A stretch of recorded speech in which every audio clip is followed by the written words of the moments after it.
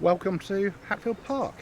We're talking today at the head of the deer park, got the south front of Hatfield House framed behind us on this rather glorious afternoon. And today we're talking principally about Hatfield Park's approach to sustainability. Many of you may have visited Hatfield Park, principally Hatfield House or perhaps the Old Palace, as a paying visitor during our usual open season, or equally possibly as part of one of our many visits which we host for local schools. What might not have been apparent though is that Hatfield encompasses not only many fine old buildings, but an equally wonderful natural landscape. That's to say, Hatfield Park itself, woodland, our farms, and increasingly importantly the corridor which includes the River Lee. Hatfield's been subject to centuries of carefully considered stewardship. Whilst history, however, may have shaped what we experience today, our team's primary focus at Hatfield is increasingly upon tomorrow. In this age of increased environmental awareness and the threats associated with climate change, we're determined to amend our practices to ensure that, whether it's our property, our farming, and all that entails, our soil health, our habitats, our hedges and trees, or our approach to just general land management practices, are fit for purpose, and that we not only improve what we experience today, but that we are comfortable that we have done our very best to preserve this environment for future generations to come.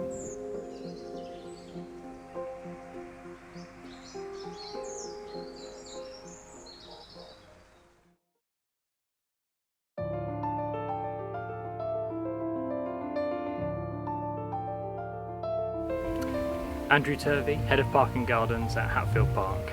The Park and Gardens team are focused more than ever on looking at sustainability, and in one approach is about the machinery that we use. Traditionally we've been using two-stroke petrol machines which produce noise and vibration, but the same with whole body vibration, what's good for the operator, but we always forget what's better for the actual environment, and so it's not just us that's getting affected by those. So by using more and more electric, battery-powered equipment, we're finding that we're getting improvements for everyone, including wildlife. So much better than using a two-stroke petrol hedge trimmer. These battery ones make my life much easier.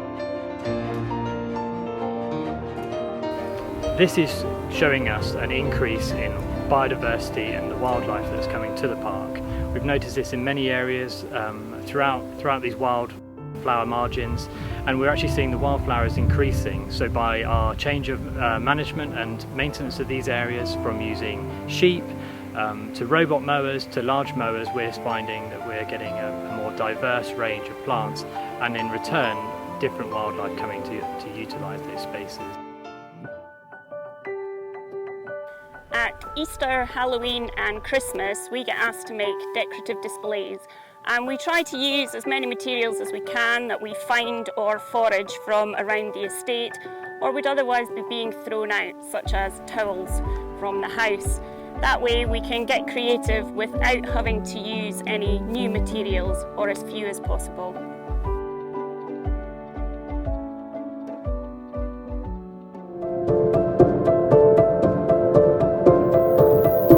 Like many fields in the UK, this field behind us has been growing arable crops continuously for the last 40 years. And when we look at a spadeful of soil from the field, we can see by its light colour and by the fact that the soil particles have slumped together that it's low in carbon, and that means that it's very difficult for these plant roots to explore their way through the soil profile. We're trying to improve this situation by increasing our soil's carbon content through including grass in our farming rotation. Like the last field, this field has also been growing arable crops for the last 40 years. But the difference here is that it's grown a crop of grass and clover for the last 5. And what a difference that makes to the soil. We can see by its darker colour that it's storing a lot more carbon than the previous soil.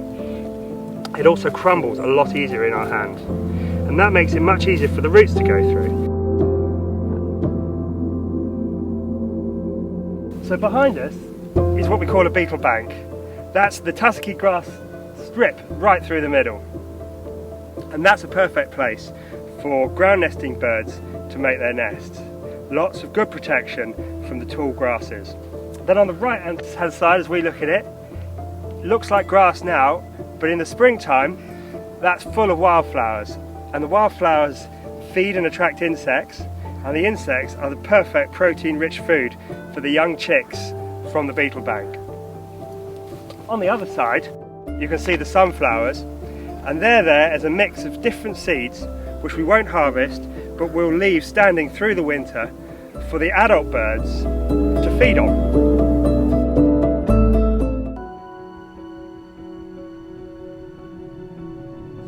In order to reach carbon neutrality, we must first understand our carbon footprint.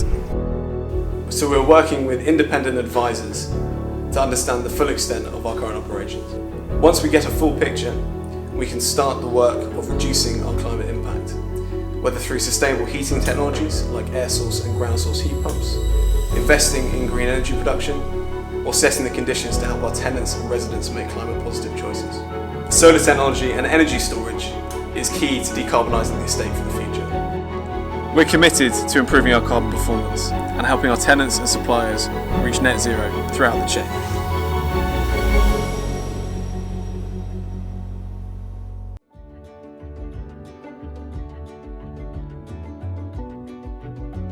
I'm Barry Derbyshire. I've been with the estate now for 36 years on the rural department, and come early this year in May time I retired.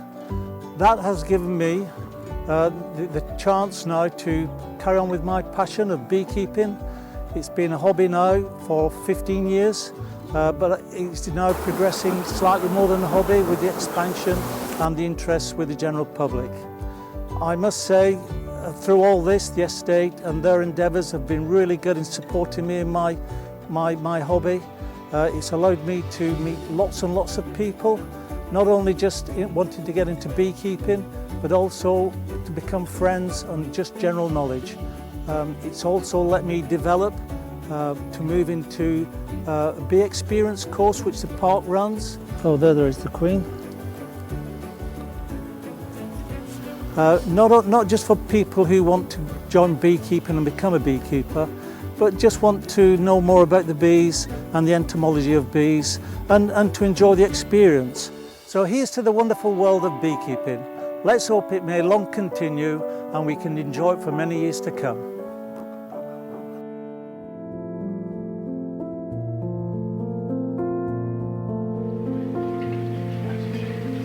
My name's Helen Landau. I'm the Operations Director for the Leisure Department here at Hatfield Park. We continue to strive to operate a sustainable visitor experience at Hatfield Park, and that's massively important to us. And I suppose the journey for our visitors starts by us encouraging them to cycle here. We have many cycle points where they can park their bikes, and we encourage them also when they're in the restaurant to bring their own reusable water bottles, and we will refill them within the restaurant itself. The coach house kitchen is very good with using the local vegetables that we provide and we grow within the estate. As you can see, the herbs around us here are used predominantly within a lot of the dishes in the coach house kitchen. We try and make it as easy as possible for our visitors to recycle. As you can see within the park, we have many areas where there's recycling bins for them to use.